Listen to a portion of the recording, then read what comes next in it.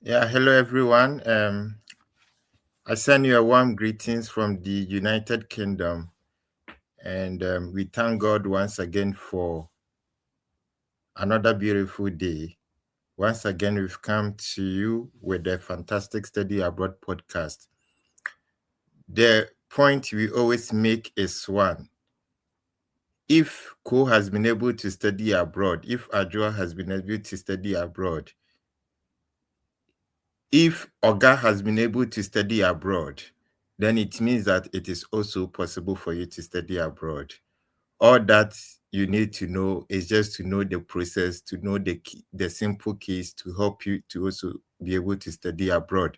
And that is why we always come your way with a Study Abroad podcast. Today, we are going to have a fantastic episode indeed. So thank you all for joining. Without much ado, I invite my co-host for today, which is Madame Kekeli. Hello, Madam. How are you? Hi, I'm fine, Ben. How are you? Yes, by His grace, I'm also doing well. Thank It's you. been quite a long time. Yeah, so no be Yeah. easy. How's the state? Ugh, it's good. I mean, the least said, the better. It's okay. Okay. Can you guess who is coming on today's show? Um, I think that's from the beginning of the month. Fred put out some pictures, so I know that there are four people lined up for the month. I'm excited to see the person, and I can't wait to hear all the You, things that they have to you, say you know about. the funny thing, this month all our guests are ladies. So we are Ooh. fully in support of women empowerment. So this month is women empowerment. So our dear ladies, take advantage of this month.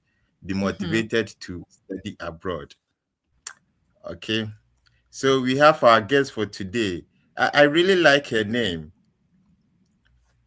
Okay, now. Hi. Niger girl in Germany. Yes, so Welcome to the hello, Study Abroad hello. podcast. Thank you. Thank you. I'm happy to be here. Yeah. So how was the feeling when you saw your name on the list for this month? Yeah, I was excited to see it, of course, because I'm always happy to have opportunity to share the information that we have regarding moving abroad in any way possible, so people know that these things are doable. Just like you said, if everyone can do it, you can do it as well. So, yeah. Interesting. And thank you for accepting our invitation as well. Sometimes it's not easy. So for you to accept, it tells how much you love the Fred Effect audience and your willingness to show your insight through the study abroad process. So in fact, on behalf of the entire team, we are saying thank you so much for honoring our invitation. Thank you too for having me. All right. Kekeli, the Yes. ball is now in your Ben, court. thanks for that great introduction. Okay, nice, so nice to meet you. You're so beautiful. Yeah, same here. Just want to put Thank that you. out And there you that you're too. so beautiful. Thank you. Thank you Thank so you. much. Okay, so we'll kickstart. We have like an hour to discuss traveling abroad and Germany and how the process goes and things like that. So to start with, can you briefly introduce yourself? Tell us your name and what you're doing currently. I'm Ogena. Everyone calls me Oge, so it's easy to um, pronounce and remember. I live in Germany. I have a background in architecture and architectural light, but I currently work as a um, lighting designer for aircraft. So I design the interiors of aircrafts and corporate jets, private jets, and things like that. Any form of aircraft. And on the side, on my free time, I create content on moving to, not necessarily just moving to Germany, but navigating life in Germany, because so many people create content on moving to Germany. So, but I like to focus more on when you have arrived in Germany, what next?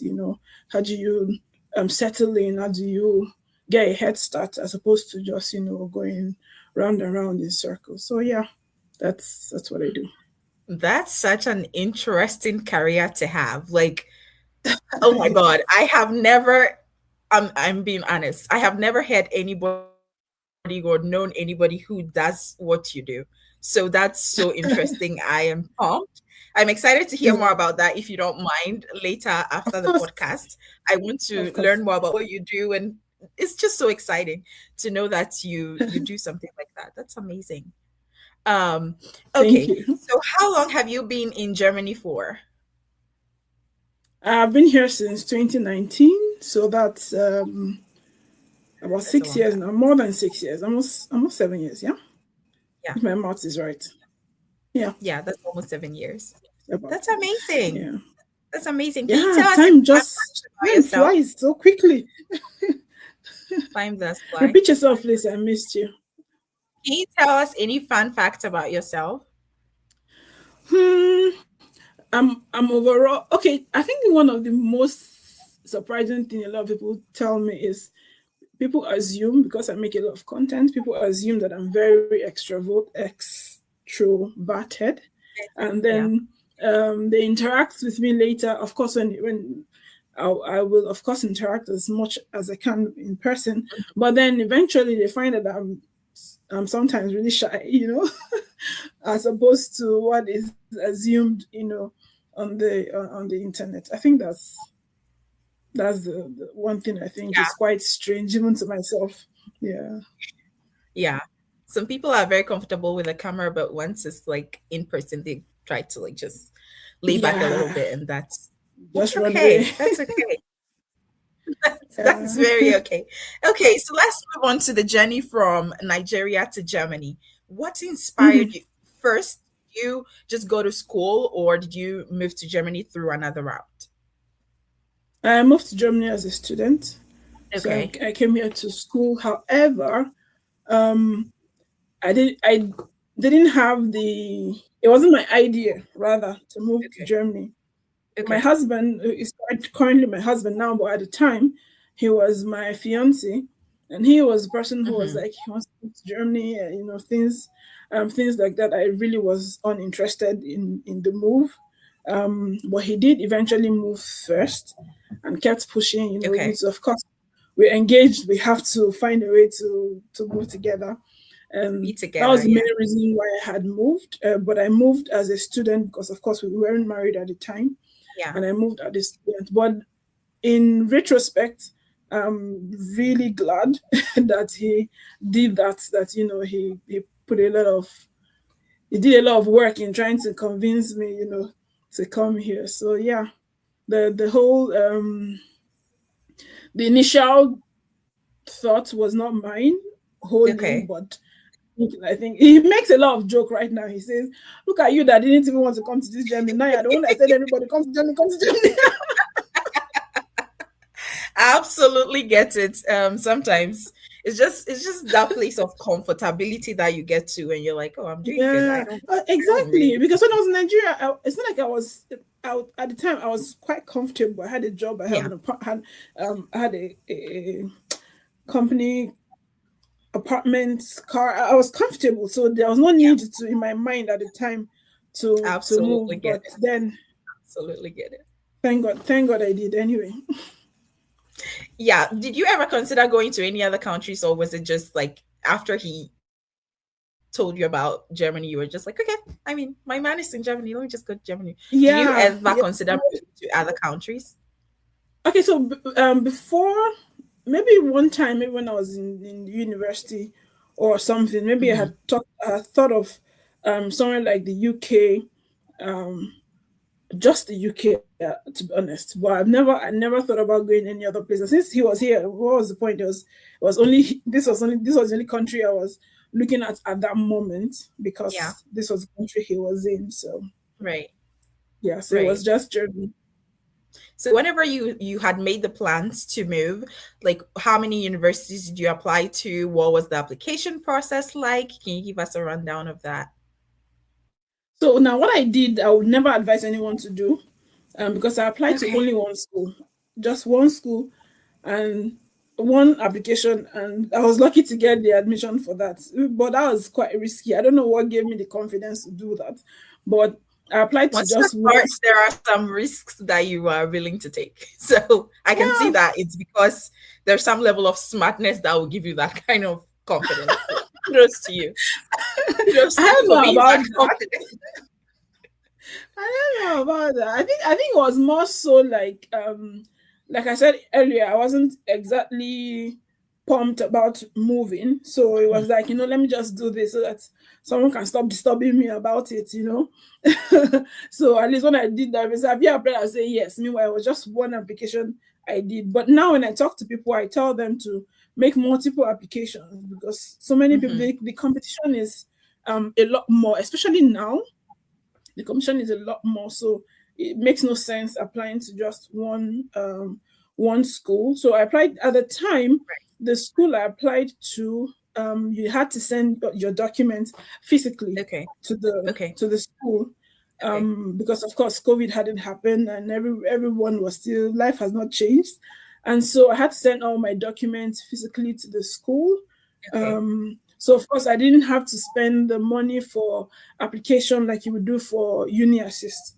So even though I had a Uni Assist account, but I didn't use it because the school I applied for didn't need it. Now in Germany, some schools will require that you apply through Uni Assist, which would then mean that you would pay like an application fee, and for some sort of processing for Uni Assist. So Uni Assist is like a middleman between students and the German universities. Yeah, so that was going to be my next question, was that for someone who had never thought of going to Germany or doesn't know what the application process looks like, what's Uni Assist? Because it's my first time hearing it. Yeah. So it's a lot of schools actually in Germany prefer to work with Uni Assist. So it kind of makes the application process much more streamlined as opposed to being all over the place. So for example, if you want to apply through Uni Assist, you would pay the initial for your first course. You would pay 75 euros for the first course, and then if you are applying if you're making multiple applications, the subsequent ones will be 30 euros. So which makes it a bit cheaper as opposed to if you're having to apply individually, to all the schools and all that. So that was one thing I didn't need to do. However, every other aspect of the process is overall the same, which means you need to put together all your documents, a CV, your passport, bio. Usually the school would let you know all the documents they need. So when you go to their website, which will be the first step, go to the school's website or to a website called DAAD. DAAD is like the biggest platform for German schools. So you go there, you search for the course you want to do, and then you find the course, you go through all their requirements and make sure that you meet all of it. And of course, on that on the school's platform or on the course platform rather, you will then find every single document that they expect you to put together and expect you to send. That you will then have to, or at least I did, you will have to take those documents for, I've forgotten what it's called now, but it's some sort of an authentication kind of. I've forgotten the word. Like an evaluation. No, not evaluation, just to prove that these are originals. These are not fake documents. Yeah, certification used to certify the document. And how do you do that? How do you do that certification? So you take the documents several ways. You can take the document, not several ways, just 2 ways. You can take the documents to the embassy and let them know you want to, of course you make an appointment, and all that, and go certify it there. Or you can take it to a court near you, wherever city that you stay in. For example, I did mine in the High Court. So I took mine there, and then a judge will, stamp on it, but this will be the photocopies, not your originals, of course. So you take the originals and the photocopies, and then they will stamp on the photocopies to say these are original copies, because of course nobody expects you to send your original copies to them. So those copies you can then scan and send to whichever school is requiring you to send these documents to. Now a lot of all the applications are now done online, so you don't need to send physical copies. You just need to scan them and send them. If you're using UniAssist, send it to UniAssist, for example. Or if you're applying directly to the school, upload to the school. Then, especially for those who are design students like myself, you would have to put together your portfolio. Okay. Which is usually what I observed that a lot of us don't take very seriously. So many people don't put enough work in their portfolio, which makes it much more difficult because bulk of the decision making is going to be on that portfolio. So putting together that portfolio is also something that has to be put.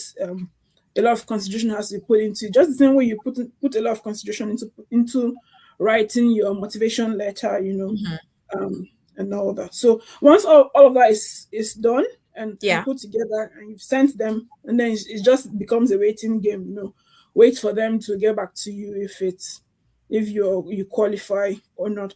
And one thing I really like with the German system, and I imagine this is the same for other places, is that you can always send an email. If you feel that you don't understand something, you're not quite clear on any information, you can always send an email to the school, to maybe the international student body of the school. You can always send an email. People will always respond to you, and overall, you're able to do what you need to do without much error if you are able to calm down, take your time and go through everything carefully. Right. Oh my God, I've just been rambling on. No. That was a lengthy way of like explaining the whole process and things. But let's just go back a little bit and talk about the cost of the application. I know you mentioned some $75 and then you mentioned some $30. Like, what's the cost like as a student from Nigeria trying to apply to Germany? How much did you spend in total from Nigeria till you landed in Germany? Okay, for myself, at the time I spent roughly 9,000 euros. So 9,000 euros would include application. Okay, in my case, I didn't pay application fee, but included everything: my IELTS exams, my flight tickets, the blocked account. At the time, blocked account was around 8,000 euros, I think, or so. Every single thing I needed was roughly 9,000 euros, give or take. But right now, things have changed a lot.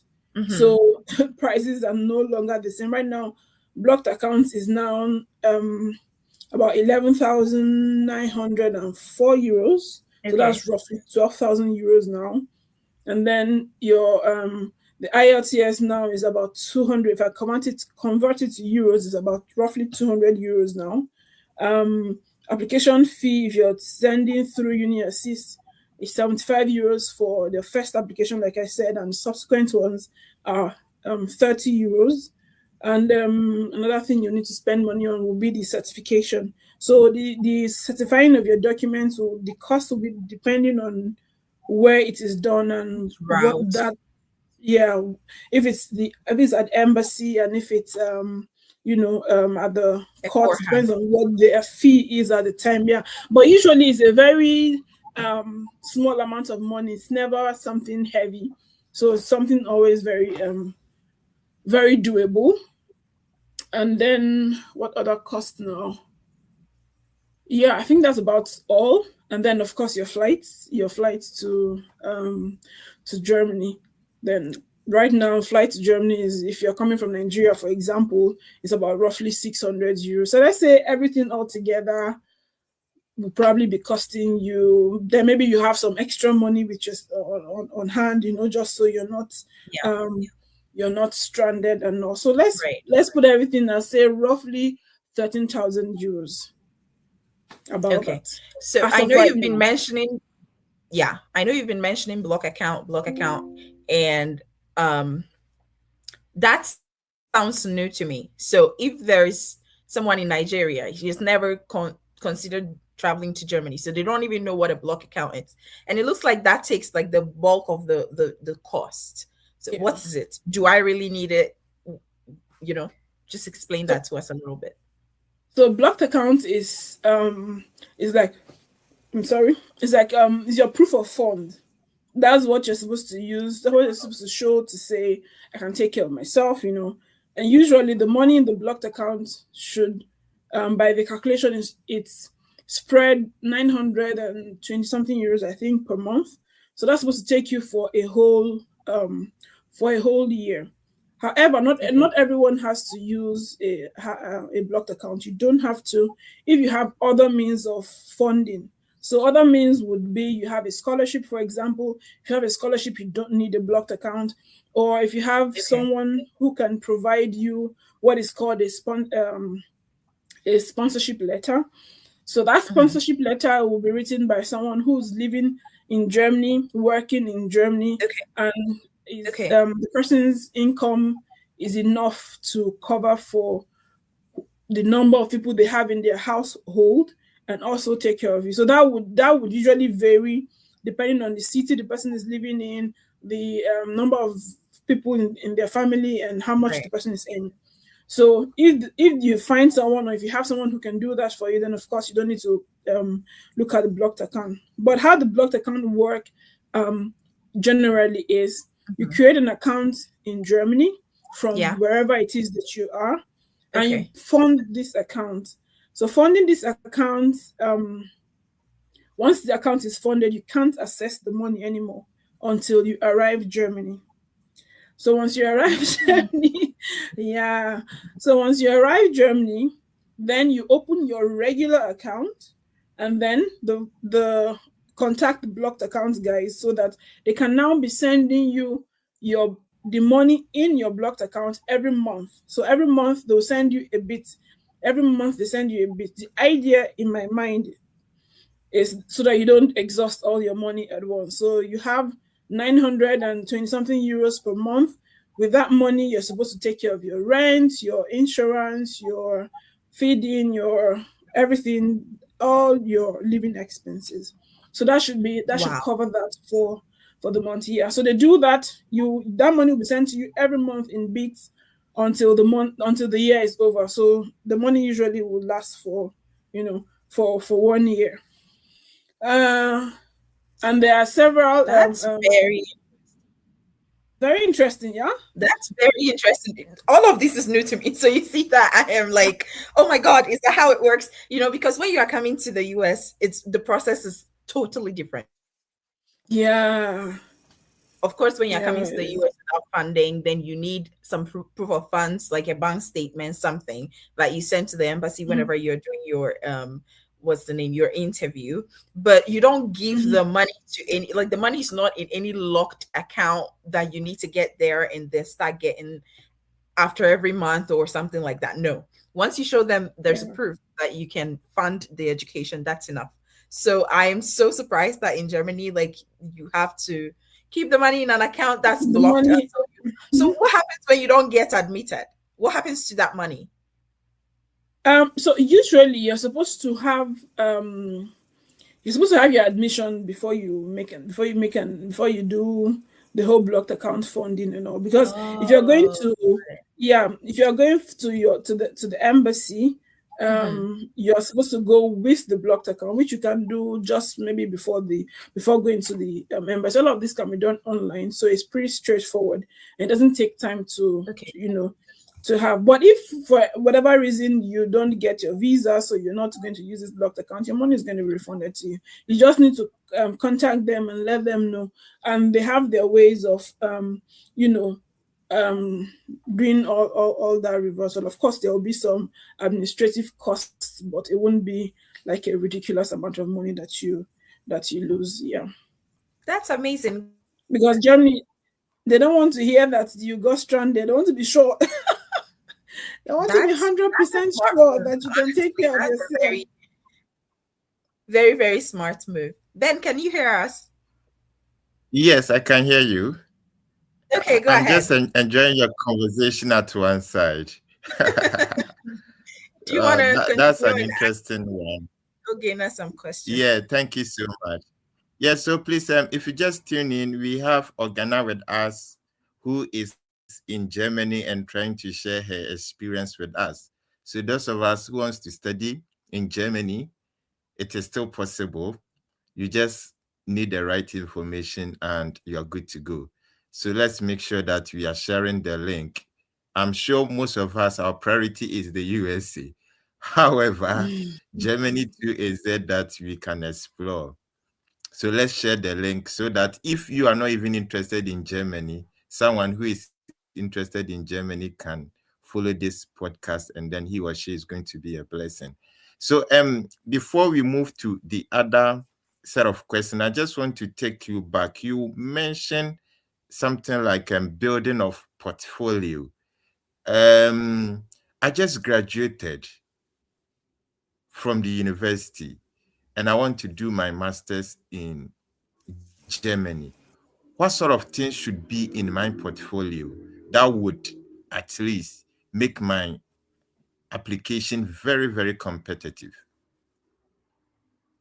So your portfolio usually would include your works from school, your academic work.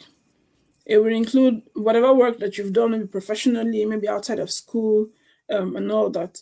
And even things that you have done as personal projects. So it's not like there's a real existing project, you just decided to do this and just show your initiative in terms of design or whatever.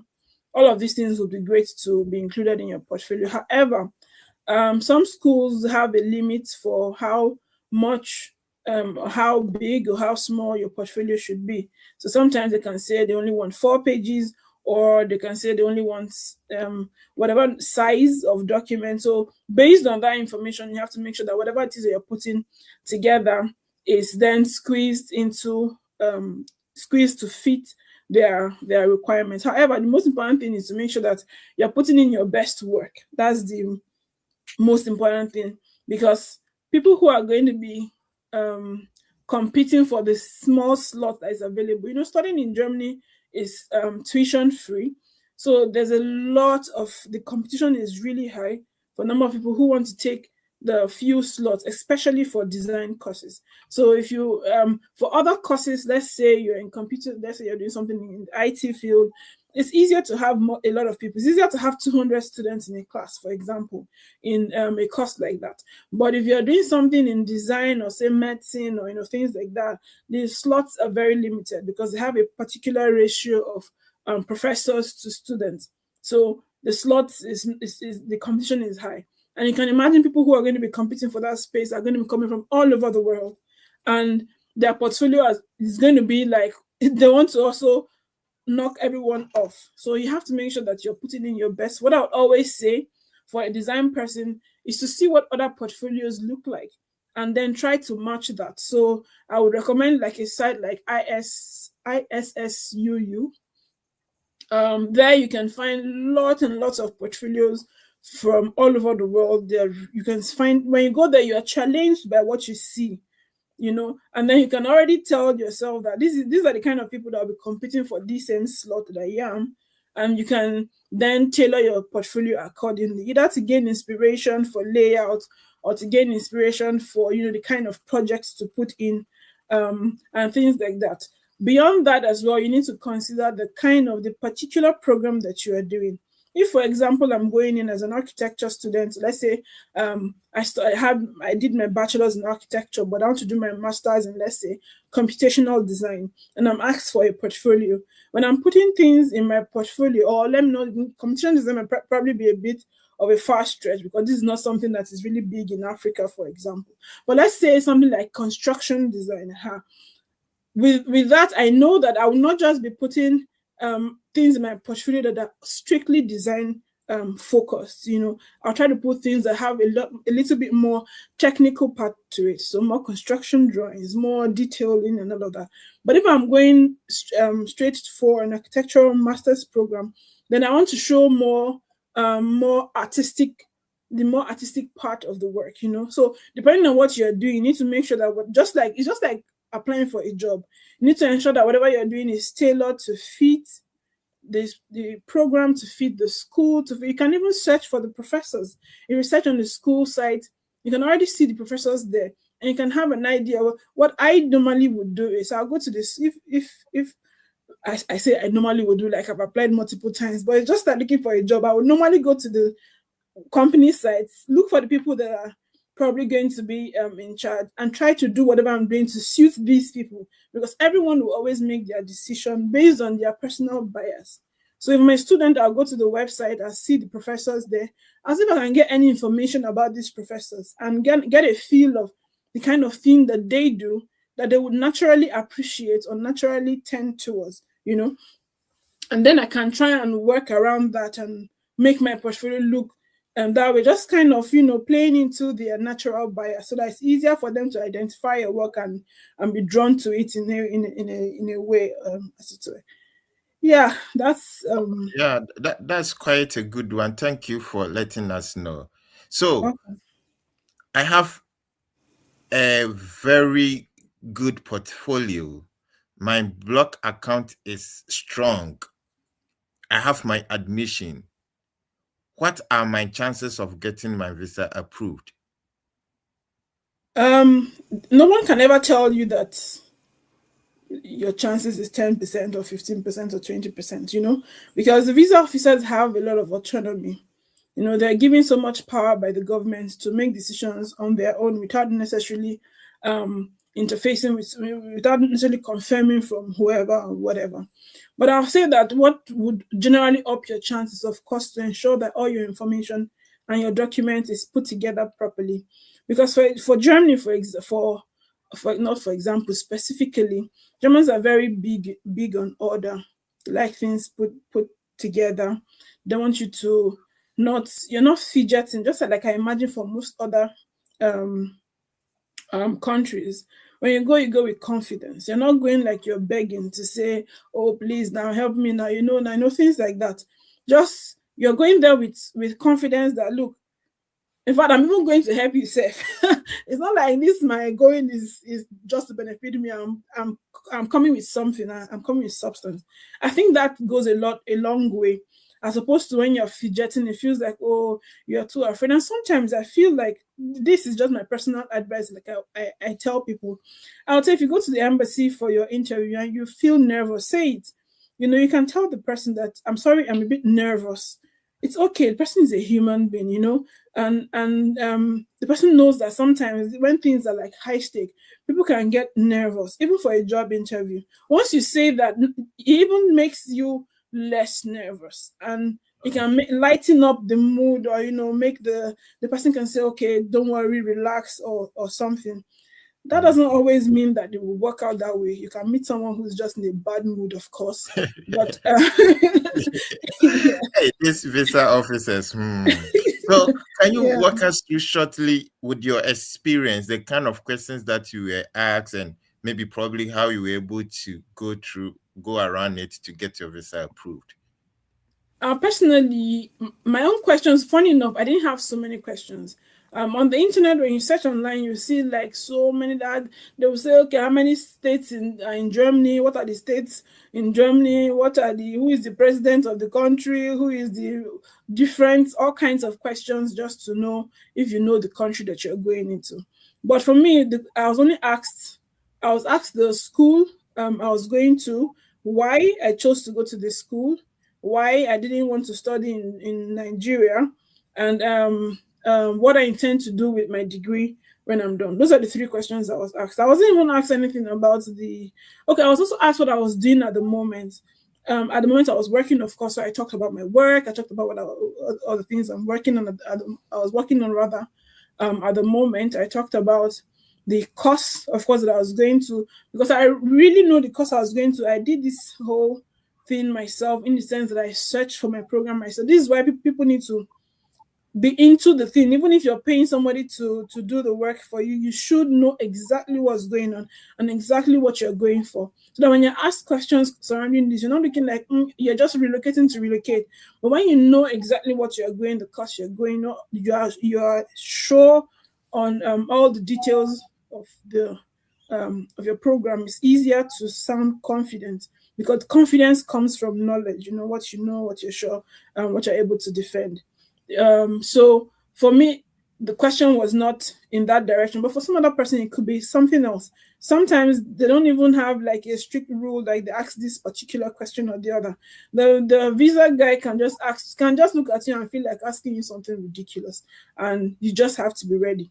So most important thing is to know what you're going to do, know the course or the program that you're going for, know where you are going to. Because if you're excited about going somewhere, you already want to check, you already want to Google what happens here, what's kind of, what the city is like, where people are, what do people do here, things like that. So even if they ask you questions about the particular city you're supposed to be in, you should at least have a rough idea what it is. You might not know the whole of Germany because, of course, you've not been there, but it will make sense that if I ask you about the city that you're about to go live in, you should be able to tell me one or two things about them, or about the city, which you can always get from, simple Google search.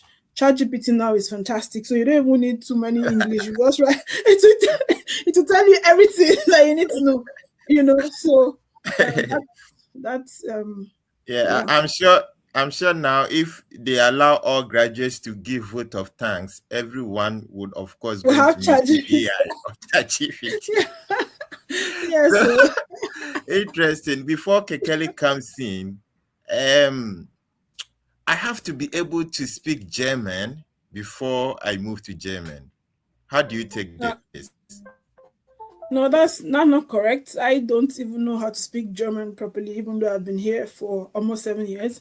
It depends on what you're coming to do. It depends on the program you're coming for. If you're coming for a master's program that is being taught in English, then you don't need to learn German. So many programs, there are almost 20 something thousand programs that are done in Germany in English. So one can, of course, study for even bachelor's or master's or PhD in English, completely in English. However, if your program is done in German or partly German, then you would have to learn German to the level that the school requires. So some school might tell you to come with a B1 or a B2.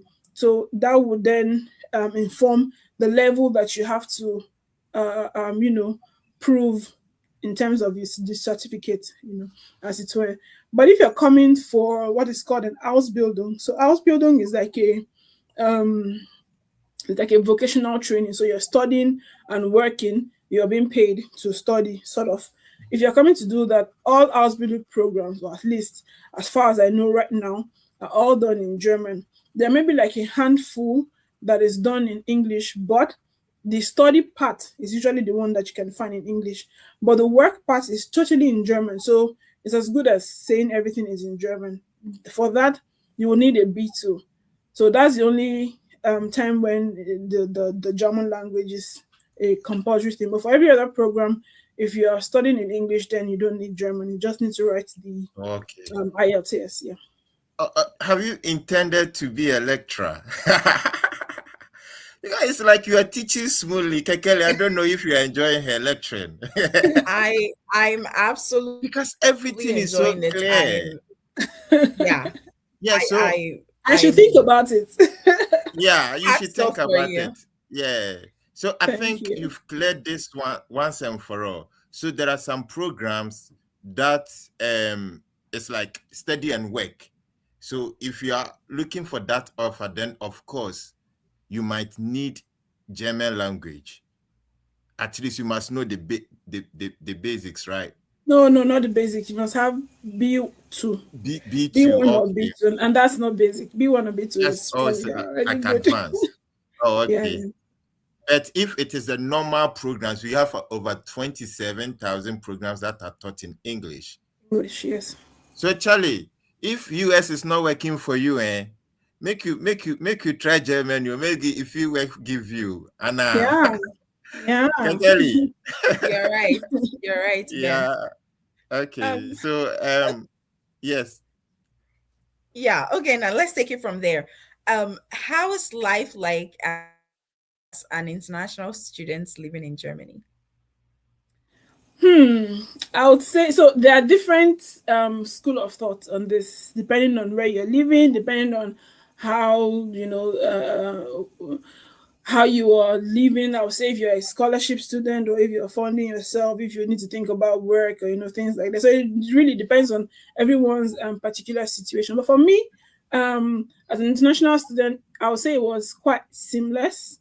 It was pretty easy. I would say it was easy because I had someone in the country. So my husband was here, so I was not bored as I if that's You had support. I had support, exactly. So, and my husband is a very social person, so I had support, and he had his own network. So when I came, I already had inherited friends. So I just adopted all his friends. So that made a lot of things a lot easier in terms of settling in, and all that. However, for a typical international student, when you come in, you're almost alone. You don't know anyone, you don't know what to do, where to go, and all that. However, information is always available. You have where they call the international student, an international student body, usually for every school, where you can usually get any information that you need. Yeah. Now, outside of the school environment, regular life, if you're living in the eastern part of Germany, a lot of people talk about racism. It's impossible to talk about living in Germany or living outside of your home country without talking about racism. So a lot of people talk about racism and this conversation is much more prevalent in the East. While that is unfortunate, as it were, but that's the reality of the on ground. The other parts of Germany are much more welcoming. So the bigger the city, the more international usually it is. The smaller the city, the less international, which means the more you need to quickly learn the language to integrate and all that. But if it's in a bigger city, they are much more international. It's easier to navigate. There are so many platforms to meet people, to settle in, and all that. And beyond just schoolwork, there are lots of social groups, there are religious groups. All of this makes life generally very easy, I would say, if you are able to, connect to all of this and tap into the network that is already on ground. Because a lot of people don't want to do that, or maybe they don't know that is available that you can, take advantage of. But I would say holistically, living in Germany as an international student, I would say it was really a good experience in my opinion. Great.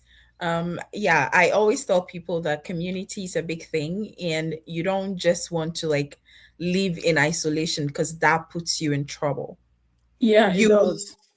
have access to information, things that it's easy to get, you will not be able to get it. You drag a lot of things when you don't have community. Exactly. So once you move to a new place, getting community is very important. Thank you for pointing that out. How is it when it comes to affordability, when it comes to lifestyle? How is that? Germany is being a rich country. It is surprisingly quite cheap to live in when you compare to other European countries. So you have other countries who are not. I mean, economically, they're not as powerful as Germany is, but living in those countries are a lot more expensive. For example, if you're living in Sweden, Sweden is a very expensive country to live in. Or maybe let me not speak for those in Sweden. Let me just talk about the Germany I'm aware of. Germany, generally life is decent, I would say, in terms of cost. Because when you compare this as against the earning power of people, you can say it's fair. So even if you are even if you are a student, just working student jobs, you can live comfortably as long as you are prudent and can live within your means. Not that you are going to do bougie life with minimum wage. But if you are prudent, generally life is quite fair in terms of living standards. And the city that you live in would inform this. So if you're living in big cities like, say, Stuttgart, Munich, these are very expensive cities. The cost of living here is super high. Accommodation is usually the most expensive thing, of course. And for cities like this, it costs a lot.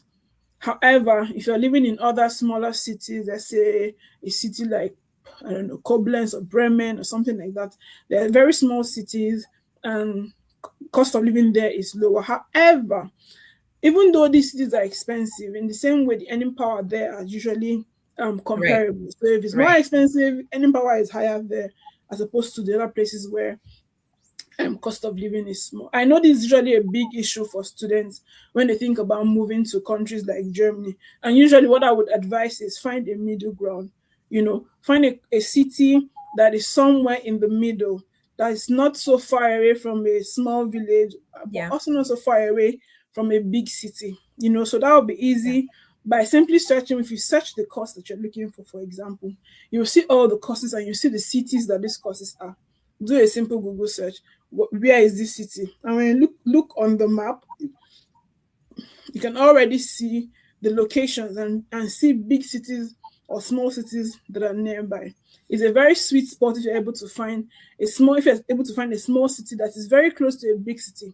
That way, you can take advantage of the opportunities in the big city while being able to live a reasonable lifestyle in a small city. Example would be a city like Wuppertal. In Germany, Wuppertal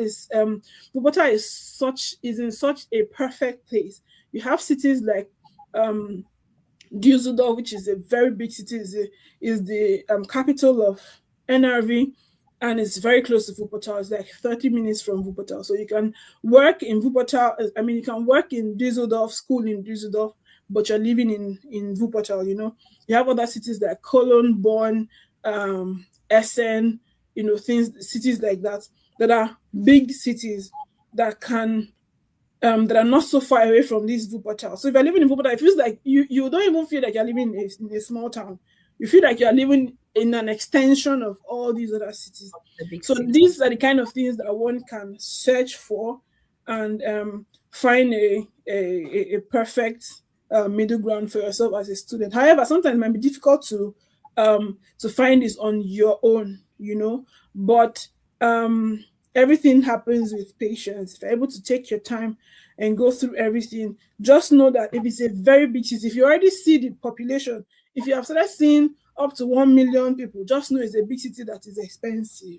You can just look for the smaller city next to it and find an apartment there while you can study in the big city, and you can live there, you can work there, you can find opportunities there, you can network there, and everything. And at the end of the day, you can move to your small city and be able to keep a good balance. I like the way you extend and just speak broadly on the questions, because then that answers my next question and my next question and my next question. That's amazing. Okay, so my next question for you would be regarding the academic culture. We all know how the culture is in Africa, and when it comes to academics, how it's more of, and one of the things that shocked me when I came to the United States is that in Ghana we're more of learning the theory, but in the States classes are more about application and how does this apply in real life situations. So what's the academic culture like in Germany? How different was that from living in Nigeria and going to school in Nigeria? And what are some of the shocks that you got, and how did you manage that? That's a lot of questions, but I know you'll take care of it. Yeah, it's honestly it's quite sad when we see how much we are. I don't want to say we are lagging in Africa in terms of the quality of education that we are afforded.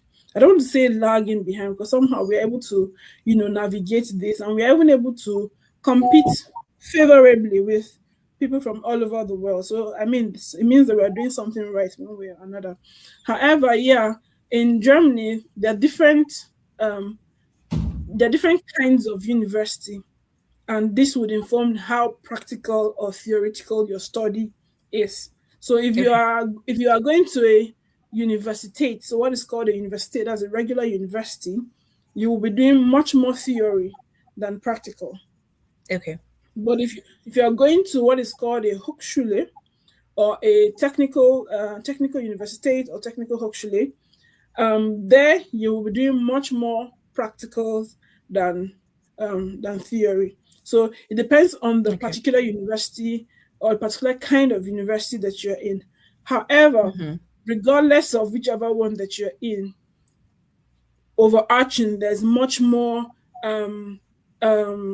importance placed on practical work as opposed to in Nigeria or in Ghana and other parts of Africa, for example. For me, as an architecture students in Nigeria. We did a lot of practical work, I would say, because we built a lot of models. We had to do a lot of handwork when it comes to your design that you are doing. You need to think about how you're going to build that design, that house they are designing, to be able to build it with paper at the end of the day. However, we didn't have a lot of tools to ensure that these are done to good quality and in high standards.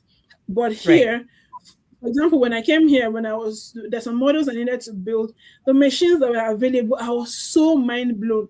Like I felt like I could do anything. I went to one of the labs, and I was like, oh my God, I don't need to think about how I'm going to cut this and cut that, because this machine is going to do everything for me. So I was able to go into, really, really tiny details to do stuff that I never would have been able to do by hand, and that's so amazing. I remember then that anytime I go to the lab or I go to the workshops and things like that, I'll take pictures. I'll send to my university class, because we have this alumni group. I'll be like, guys, what are we doing?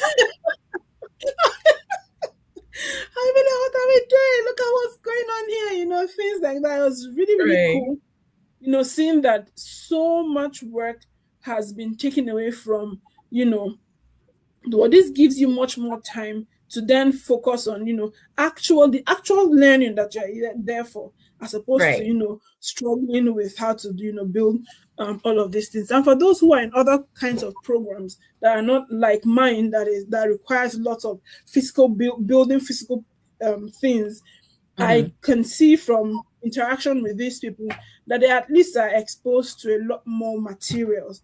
They have much more, tools to work with that are not just, one or two books in the library, and things like that. And another part that I found very, very interesting is how you're able to meet your professor without thinking so much about it. I met my professor for the first time one time, and I had that same mindset of, wanting to apologize, wanting to, say, don't be offended. And the guy was like, no, I'm here for you. If you need me anytime, you let me know. Like, I'm not supposed to be, requiring you to cross a lot of hurdles just to get to have an interaction with me, which made a lot of difference, which meant that if at any point in time I'm stuck or anything, I know that if I send a professor an email that I need a meeting or whatever, he's going to be available, or she's going to be available to handle that, as opposed to me pursuing the person with my things. I'm saying, sir, and just really the access, the access, just the access to resources. Access alone it's amazing. It's really cool. And then studying here makes you become truly, truly independent. You have to plan for yourself. You have to think about your own time. You have to. No one is going to do all of this for you. It's going to give you like a schedule. You have to be in school so day and so time. You know what the regular timetable is. How you organize yourself is your business. The important thing is that you're able to meet everything that is required, every requirement that is required of you. Oh, my English. It's okay. Everything that's required of you, yeah. Everything that's required of you. As long as you're meeting all of that, you're good. No one is interested in eye service. No one is interested in you just showing up for showing up sake, or just doing things just because.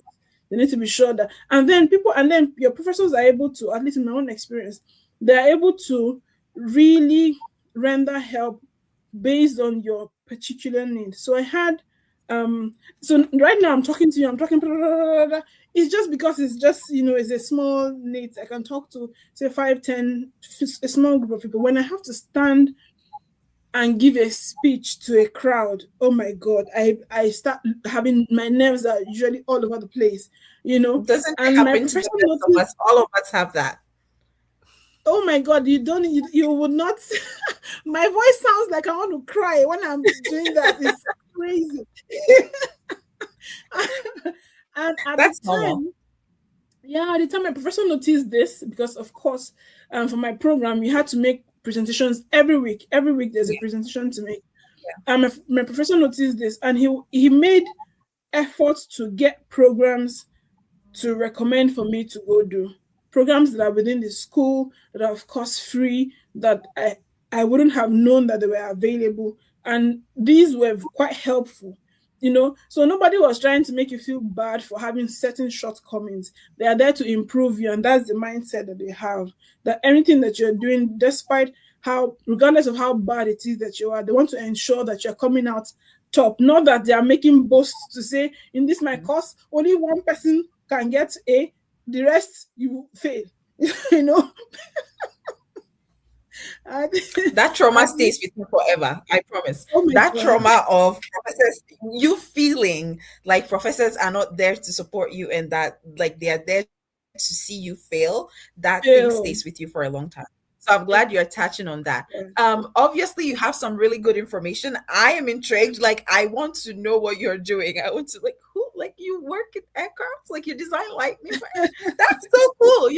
I want to know more about you and how Germany is like and how you're dealing with life over there and everything. Is there a social media handle that we all, and I'm sure those who are watching also want that kind of information? I mean, if you're not nosy like me, I don't know why you're here. So can you tell us some of your social media that we can follow you on and get more information after today? If somebody has questions about traveling abroad and things like that, is there any social media that they could reach out to you on to get that kind of information? Yeah, all my social media handles are at Niger Girl in Germany. So TikTok, Instagram, YouTube, they're all at Niger Girl in Germany. So yeah, people can reach me there. I also have a website where I write stuff. I share information on different aspects of life in Germany and how to navigate them. So let's say you need to get your electricity connected, how to go about it, you need to buy your SIM card, which one is the best to do, things like that. So yeah, Niger Girl in Germany. I try to make it very simple. That's amazing. That's amazing. I am for sure following you after this. I'm going to look for you because I want to reach out. I want to see what you do. I want to know how you put the lights in the plane and things like that.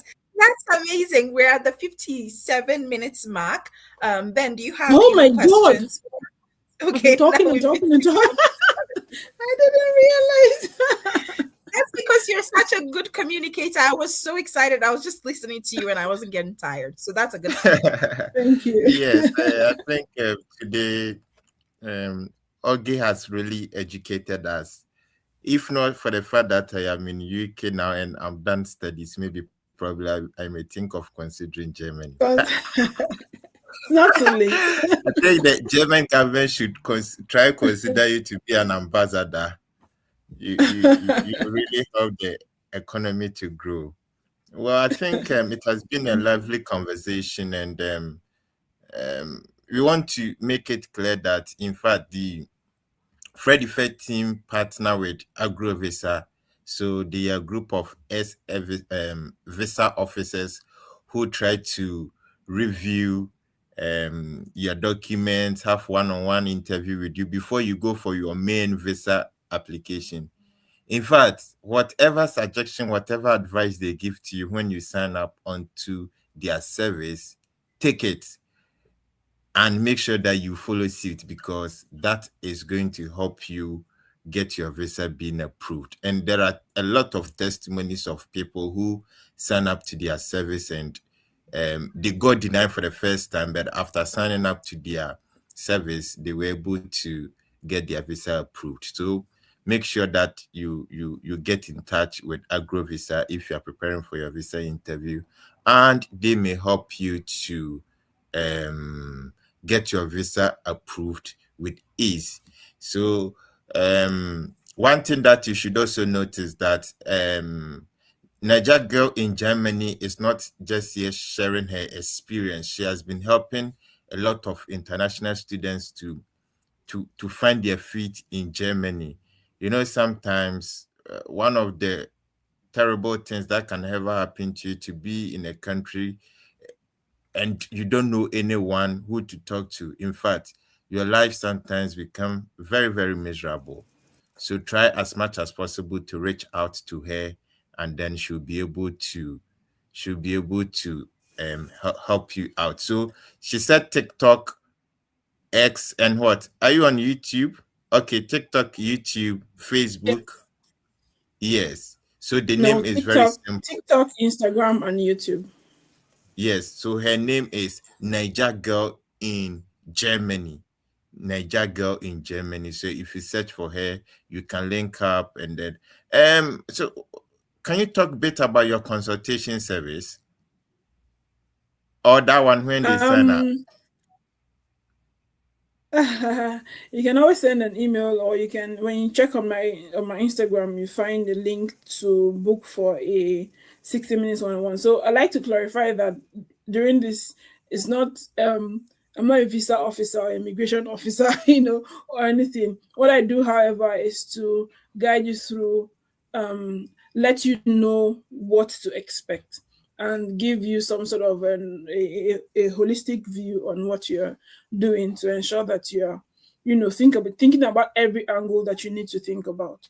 So if you have questions on maybe studying, you have questions on, I always try to answer these questions on my YouTube pages and Instagram, whatever, as much as I can. But it's impossible to do this all day, every day, And then some people don't take your time so seriously. So the consultation, to be honest, is just to ensure that whoever is reaching out for proper talk, all this talk that I'm always doing, that I'm not just talking for talking sake, and the person is actually serious to follow through on that. So that's basically what I do with this consultation. Not like it's a visa set, because some people reach out and they say, I want to apply for visa, apply for my visa. I don't do that. I don't also apply to the schools for you and all. However, I can let you know, okay, this needs to be done, that needs to be done, this will be better for you, that will be better for you, and all that and all that. Yeah. Oh, okay. All right. Thank you for the clarification. So I think we have some questions in the comment box. So let's try and see if we can answer as many as we can. Love it. So this one is from Idris. He is saying that I got second bachelor's degree. My question is, does embassy require IELTS or Duolingo to apply for visa? So, like I said earlier, depending on the language of the course, if you're studying in English, then you need IELTS or TOEFL or whatever. Duolingo is not a recognized exam, language certification, whatever. It's just an app to help you navigate your language thing. Any results you're getting from Duolingo cannot be submitted anywhere. So you only you should go with recognized bodies, so IELTS or TOEFL, or if it's German that you are doing, then you go for TELC or GOTE. Yeah. Oh, okay. Interesting. And the importance for the visa, the importance for the visa is depending on the program. So of course, yes, you need it for the visa. Oh, okay. Thank you. So this one is from Michael. He wants to know if students are allowed to work in the first year of study. We can work from the first day of study, Seth. So as long as you have once you're in Germany and you have converted your entry visa to your residence permit, then usually the residence permit, they will give you a paper, usually like a green paper. So with that paper, you can work. So if you're able to get yours in one day, you can already start working with that, because most companies will request or require that you have that permit to work, and that comes with your residence permit. It doesn't come with your visa. So because some students when they're coming from their country, they might have maybe like 6 months on the entry visa or 1 year on the entry visa, and then because of that they relax. So what they don't know is that if you don't go convert that to a residence permit, then you can't work. But once you have converted it, then you're able to work. Yeah. Okay. Interesting. So this is from Osaje for watching us from Facebook. I think the same person. He's saying that what happens to the block account if someone is refused a visa? I'm sure Sajifo is ready to go to Germany. Yeah, so like we had said earlier in the live, if you don't get a visa, you can always get your money back. You just need to inform the platform you're using, probably Fintiba or Expatrio or Oracle, whatever platform that you're using. Just contact them, let them know that you didn't get the visa and as such want to close your account. They'll send you your money. You have to, of course, provide them the details. They'll let you know what you need to provide to them, and then they'll do the transfer. Yes. Okay. I think Kekeli, if you can help our brother Emmanuel, Yeah, Emmanuela J. yeah, Yeah. Emmanuel says, wow, when I hear how some of you share your steady journey, I ask myself what's wrong with me, because I have everything I need to get admitted to US universities, but I haven't been able to get into it. What are some of the things that you did? What schools did you apply to? What, it's a holistic thing. It's not like once you have a resume and you have a degree, then you can get into a school. It's more holistic than you think. And after doing admissions and recruitment for 2 years, I can tell you that it's not just about your degree. So I think that And you need to you show could send yourself me a some DM, grace. right? And try again. Don't you ever give up. It's not, you can't just do it once and say, oh, I didn't get it, I'm not doing it again. No, we don't do that here. So you have to keep trying. And staying consistent is how you get it. So if you think that, that's a good mindset to have, that you have the requirements, it's a good mindset. That's the first mindset you need to have, that I qualify for this, and so that's what will give you the push to keep doing it. So Emmanuel, Yeah. don't give up. Keep doing Yeah, it. and I think it's better you reach out to the Freddy Fed team so that Right. we can see if we can hold your hands to cross to cross the sea for you, because I sometimes agree. some people, no matter what, they need some people to hold their hands. That's how their life is. So maybe you are such a person. So make sure you reach out to us, and then we will see how best we can help you. All right. So let's see. This one is from Genesi. Janie C Yeah, from so YouTube says, yeah. please, what do I do when a graduate coordinator tells me to submit a sample of academic writing as part of my PhD application, which will allow applicants with bachelors to apply for a direct PhD? So from what I know, when they ask for sample of academic writing, they're asking for like a project that you did when you were in undergrad. So like I know that most schools, you have to do a research project before you graduate. So that kind of research, you put together a thesis. In nursing school, we did both the research and we also did a case studies. So things like that document that you put together before you graduate, for most programs, I know that it's a requirement. You need to do a research in your final year, and then you put together a document. So that document is a writing sample that you can submit with to get an to apply for a PhD. Um, is that something that happens in Germany too?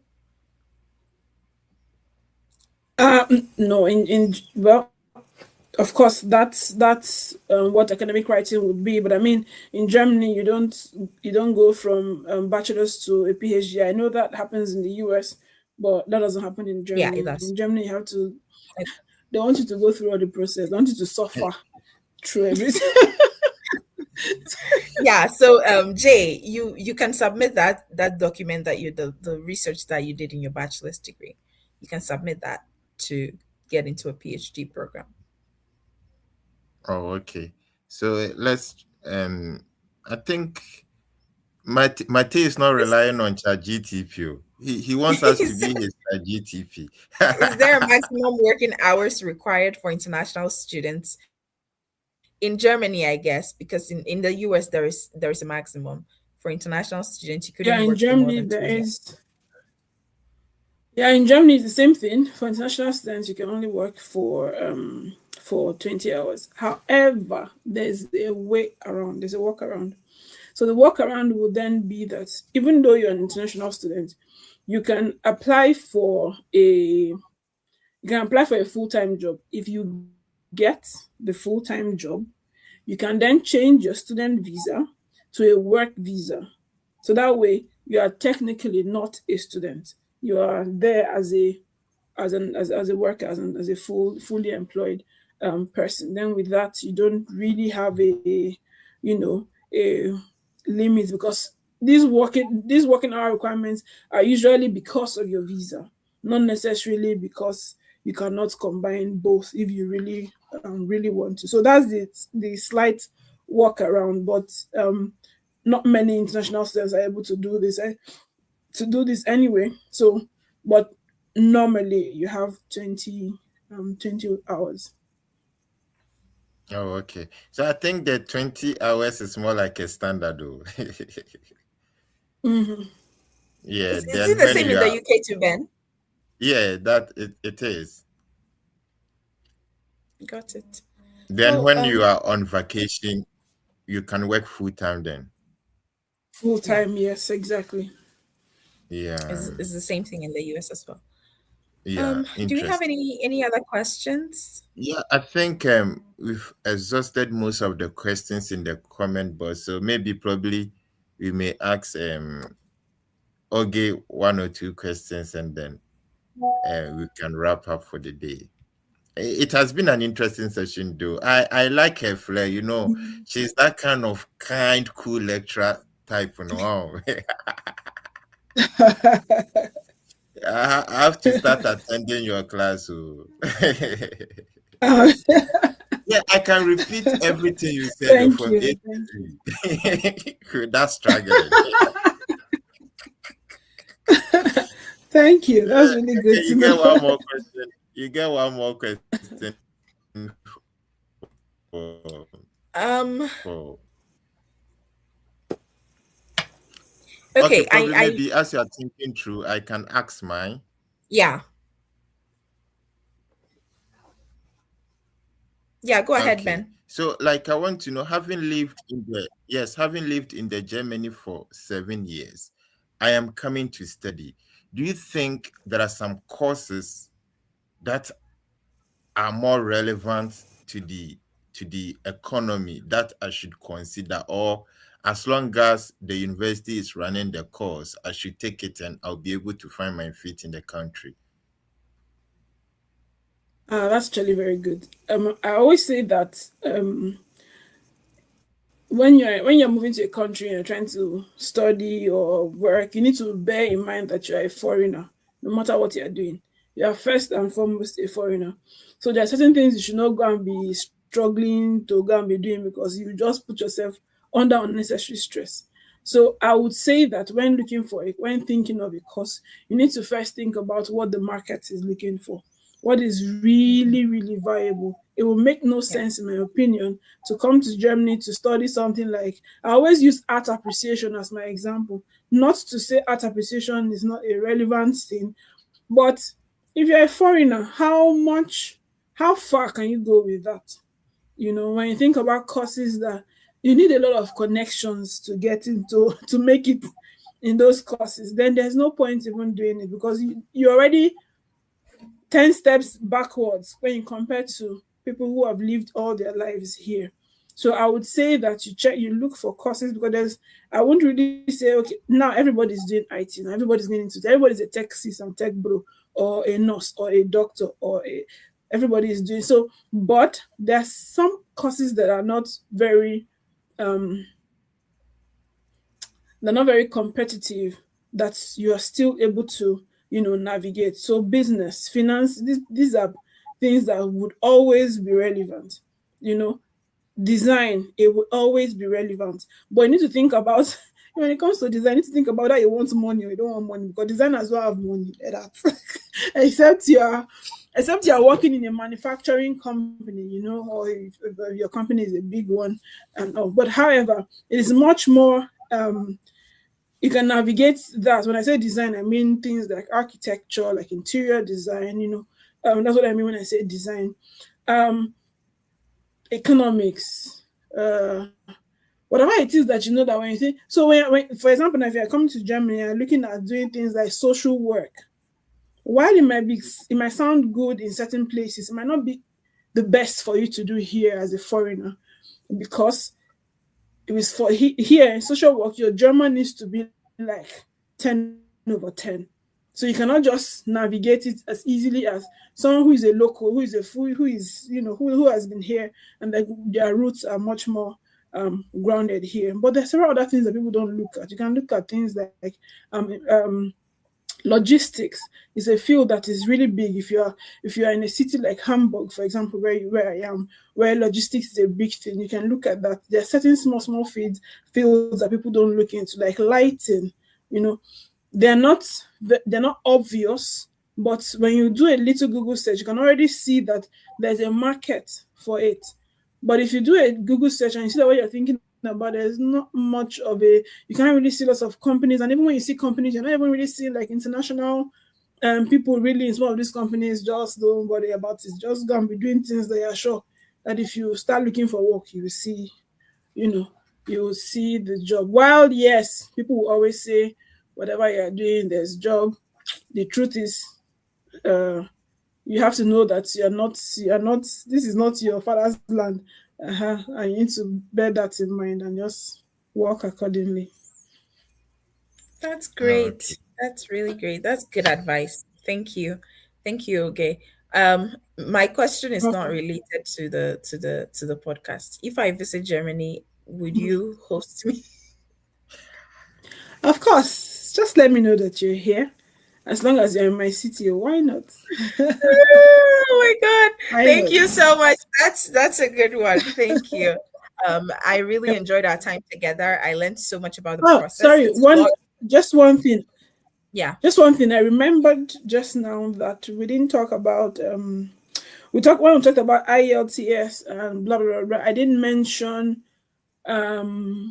language proficiency letter from schools. So there are some schools that instead of IELTS or whatever thing, for English, they can accept English proficiency letter from your university. But that's not a standard. Some schools will accept it, other schools will not. So it's just to look at look at what the school accepts and see that they accept proficiency letter, or you have to go the other way. If it is not clear, like I said the other time, you can always write them an email, or if you can call, and they will always let you know, no, we don't want proof of we don't want English proficiency, we want actual exams. And that just came to my mind. I thought too. Yeah, thanks for bringing our mind to that. Thank you so much. Ben, do you have any more questions? If not, that was a great session, and I'm sure I have learned so much. Like, I now know how the German process goes. I never knew before today, so that's really, really helpful. Thank you so much again. Maybe another thing if there's no question on that, maybe another thing I might touch on would be so some people will not say that they don't reach me now, they will not be able to get this answer. Let me just tell you for free. Is about navigating from student life to working life. Because a lot of us go to school and we forget that when we finish schooling, we want to work. So beyond the work study thing, some people think about, as a student, am I allowed to work, just like the other person asked? And while yes, you're able to do that, we need to be strategic in the work that we do. For us as Africans, a lot of times there's almost like a default kind of work that most often than not we look for. It's not to play down on these jobs. Everyone has to find a way to survive, and there's dignity in labor, of course. But we need to bear in mind that if you're looking to go certain routes, you need to focus on certain things.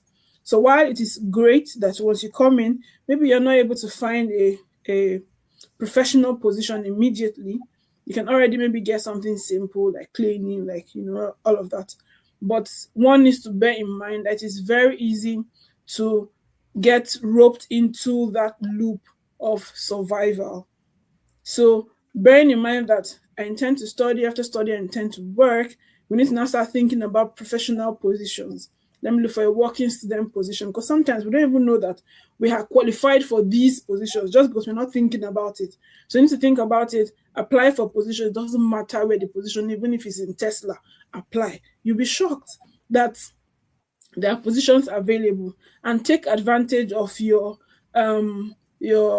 unfair advantage. So the unfair advantage might be that there's a very big company and they are big on DEI and things like that. Apply. You're a black person, take advantage of these DEI things. Don't come at me saying, they'll say, I'm a DEI hire. Nobody cares. Apply to those big companies. They are most likely to take you as a work student, as an intern, than when you have graduated and you are no longer a student. Everybody's now looking at you with strong eyes. They're like, but you need to do this, you need to do this. But if you're a student, you are given a lot of liberty, so you can spread your wings anyhow. You can be bold and be applying to some big places, and they can take you for, just because you're still a student. Then you can then ride on that name that you can have in your CV, or the experience. Sometimes not just experience, even name is very good. Sometimes you know a lot, but because the name is not recognizable, it might look like you're not doing as much. So it'll be great that from the beginning you're already thinking about how to transition, so that once you're done with school, you have utilized the time that you've had you have exhausted it completely. You've been able to get work experience, so you've learned German work culture, you've known how to interact with people socially, you have built community for yourself, and all of that. I always like to mention that, so that when we are thinking about studying abroad, we're not just thinking just studying abroad, we're thinking about studying then working after studying. That's amazing. Thank you. Ben. Yeah, I perfectly agree with you.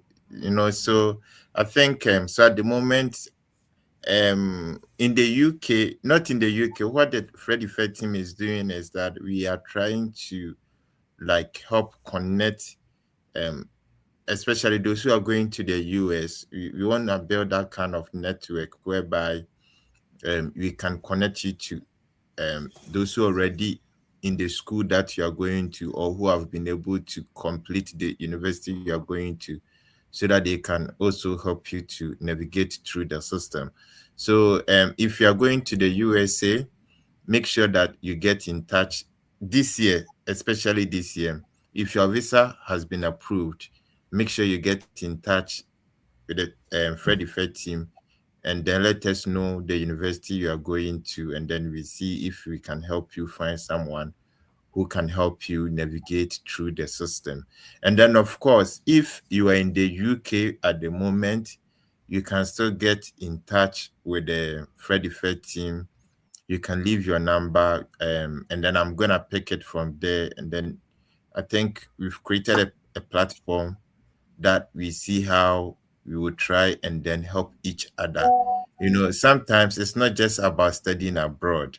We know that we go to study, but of course, when you finish, you want to make some returns on the investment you've made. So you need that kind of information, so that you'll be able to at least find your feet very well in the country that you find yourself. So if this year, if you're going to the USA or the UK, get in touch. We have WhatsApp group for both UK and then US. We will add you, and then I think from there we will see how we can support you for you to find your feet. So I think it has been a great session today, and okay, we are so much grateful for honoring our invitation. At least today you have enlightened us. But before you go, we have young ladies like you in the States who are watching you. What advice would you want to give them, especially that now demand for iPhone has risen up? I think if you had been demanding that from your fiancé, I'm not sure he would have invited you to come to the Germany, where now you are living the good life you are living. Now look at the color cry. You see, the color is showing Germany. So we still have young girls in the continent. And you know, Nigeria is very big. So of course, we have a lot of young ladies in there. So what advice do you have for them? I would say whatever you are doing, do it with your full chest. If you want to be a good girl, be a good girl with your full chest. If you want to be a bad person, be bad with your full chest. Just know that, just be ready and willing to bear the consequences of whatever decisions you're taking or decisions you're making. I don't agree with thinking with saying, okay, I need to behave like this. Somebody will carry me to abroad or marry me or whatever. Nobody cares. You can do all of that by yourself. You don't need anybody to do that. However, it's great that you're a person of character. You can,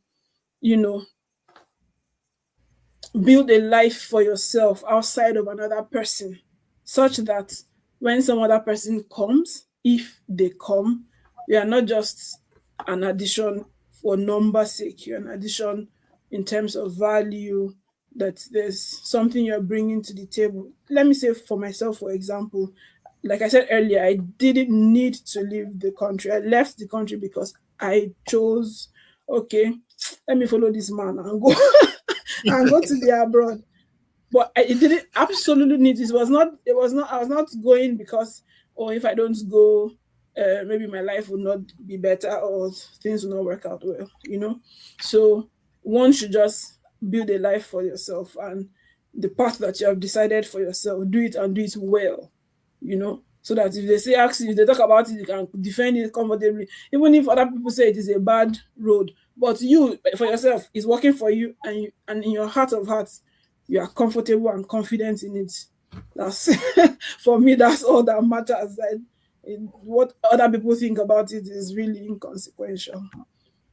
Oh, okay. Thank you so much. Kekeli, I hope you didn't follow your fiancé to US.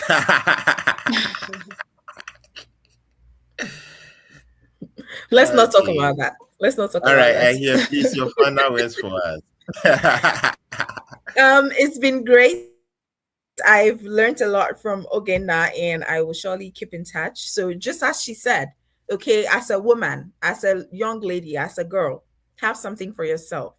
Be somebody you will be proud of, that your future people who you will know in your future will be proud of, and if you ever have kids will be proud of, to say that that's my mom.